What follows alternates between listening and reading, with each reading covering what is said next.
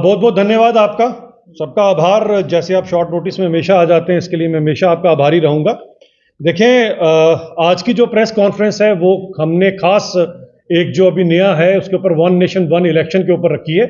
और हमसे पहले अभी थोड़ी देर पहले भी जो इंडी गठबंधन ने एक प्रेस कॉन्फ्रेंस की है जिसमें वो क्लियर कट बोल रहे हैं। अगर आपने अभी तारिगाम साहब की प्रेस कॉन्फ्रेंस सुनी होगी, वो कहते हैं वो ये oppose one nation and one election, जबकि लॉजिकल रीजन उनके पास कोई है नहीं है इसको अपोज करने का। हम आपको वन नेशन वन इलेक्शन के ऊपर जो मेन उसका क्या रीजन है, क्यों वन नेशन वन इलेक्शन इस देश के लिए जरूरी है, स्टार्टिंग की मैं उसमें आपसे बात करूंगा। उसके बाद मेरे साथ के जो प्रवक्ता हैं वाईवी शर्मा साहब आपको जो निटी गिटी जो उसकी डिटेल्स है जिसमें उन्होंने काफी भारी अध्ययन किया है उसके बारे में आपको शर्मा साहब बताएंगे। मेरे साथ हमारे बलबीर जी, रामरतन जी भी मेरे साथ हैं। देखें, सबसे बड़ी बात यह आती है कि वन नेशन वन इलेक्शन की हम बात क्यों करते हैं। वन नेशन वन इलेक्शन वो एक ऐसी चीज है जो पूरे देश को एक सूत्र में जोड़ने का काम करेगी, क्योंकि भारत पूरी दुनिया की सबसे बड़ी जमहूरियत है। यह चीज हमें समझना पड़ेगी। सबसे बड़ी जमहूरियत होने के नाते यहां पर नीर अबाउट अगर आप देखें तो करोड़ों के हिसाब से 90 करोड़ से ऊपर लोग हैं जो अपना भाग्य जो अपने वोट का फैसला करते हैं। उनके लिए सबसे इंपॉर्टेंट यह है कि वन नेशन वन इलेक्शन क्यों होना चाहिए। अगर आप आजादी के समय पे चले 1947 के बाद से लेकर काफी देर का 2-3 दशकों तक वन नेशन वन इलेक्शन ही चलता रहा इस देश के अंदर। लेकिन कांग्रेस की जो नीति रही, चाहे वो इमरजेंसी की नीति रही, चाहे 90 बार जो कांग्रेस ने सरकारें गिराई अलग अलग राज्यों में, जिसके कारण ये वन नेशन वन इलेक्शन का टोटल जो सिस्टम था ये फेल हो गया।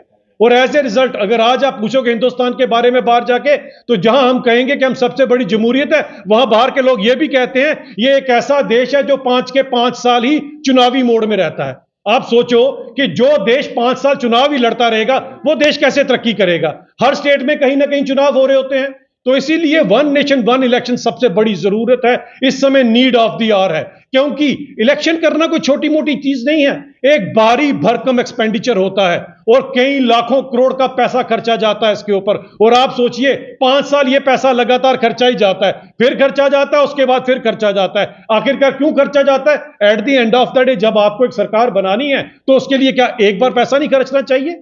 उस एक बार पैसा खर्चने के पीछे हमारी यही रीजन है, सबसे पहले एक देश का एक्सपेंडिचर बढ़े, एक्सपेंडिचर कम हो। और जब एक्सपेंडिचर का कम होगा देश का, तो वो पैसा हमारे ही काम आएगा, हमारे लोगों के काम आएगा। जिस तरह से भारतीय जनता पार्टी ने पिछले अगर आप देखें 5-10 सालों के अंदर 25 करोड़ से ज्यादा लोग गरीबी रेखा से उठाकर ऊपर ले आए। अगर वन नेशन वन इलेक्शन हो जाता है तो नियर अबाउट गरीबी की प्रॉब्लम इस देश से खत्म हो जाएगी, क्योंकि काफी पैसा होगा हमारे पास जो हम अपने लोगों में लगा सकते हैं।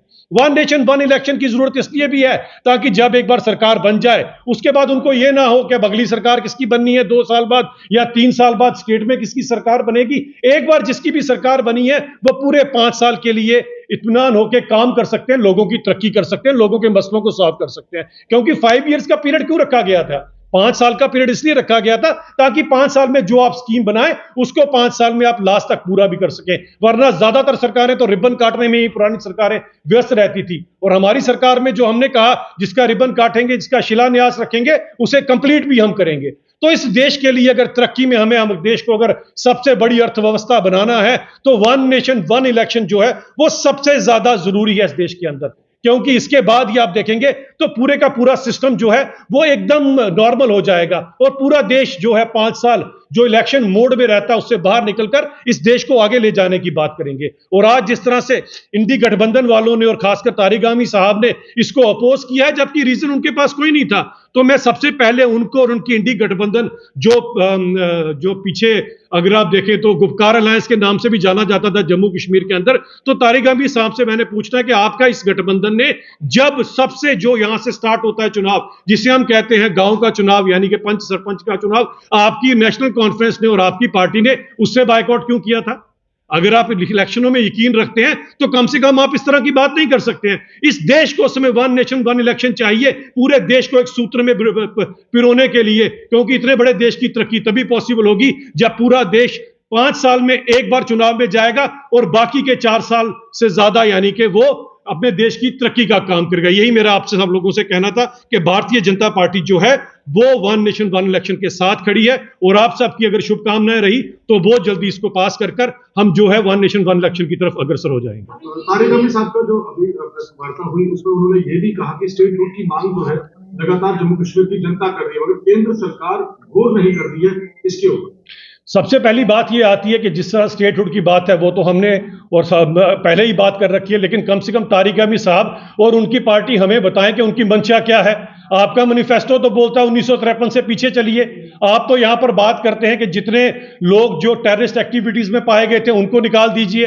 आप तो 370 की वकालत कर रहे हैं। हम देश को आगे ले जाने की बात कर रहे हैं, आपकी पार्टी 1953 से पीछे जाने की बात करते हैं। पहले उसकी बात कर लीजिए। स्टेटहुड की यहां तक बात है वो जरूर आएगा, जब स्थिति अनुकूल होगी जरूर स्टेटहुड दिया जाएगा। मैं वाई बी शर्मा जी से